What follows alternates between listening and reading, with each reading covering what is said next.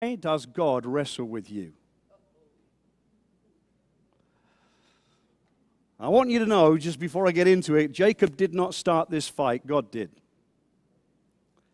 And a lot of us think it's us that get hold of God, but it's when God gets hold of you is the moment. And, really, as I've studied the scriptures, I love Abraham. The reason I love Abraham is because as I left my home years ago and I started to drive to my first pastoral mission, I was leaving my wife and little girl at home, and I said to the Lord, as I was driving out, I said, "Oh, Lord, I'm leaving everything I know." And he answered me instantly. He said, "You will be like Abraham," which I knew that I would not have that same abiding city ever again in my life. And I love Abraham. I love the truth. I just love it. But have you noticed that after Abraham comes Isaac, and very little is said about him? Yet he's the child of promise. It tells us about his sowing and his reaping and all those things, and he's a great man, but there's not much said until we hit Jacob. And when Jacob turns up, it lengthens all the descriptions, because Jacob is a tremendous description of you and me. His name actually means supplanter, trickster, and cheat. So you're all covered.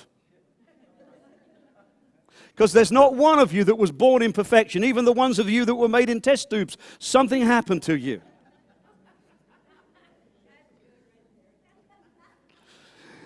And you began to develop these tricky, slippery ways.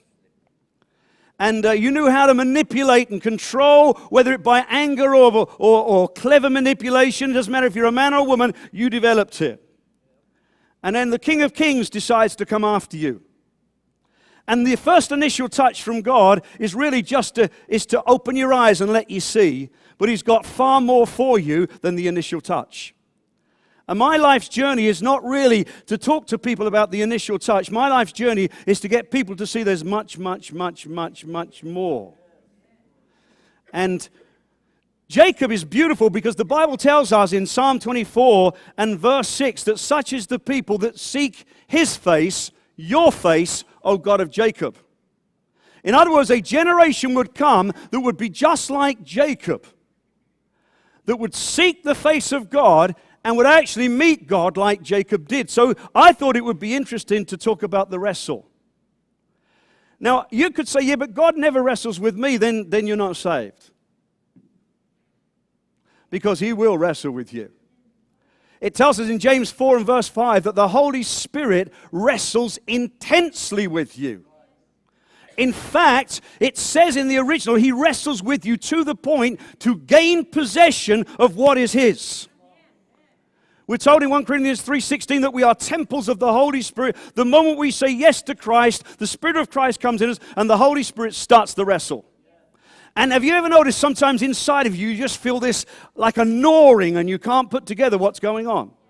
And you're deeply dissatisfied. Well, it's God. He's having a wrestle. He's trying to get you somewhere. He's trying to move you. And he will not stop till he gets you where he wants you to go. So my hint is, jump in on the wrestle.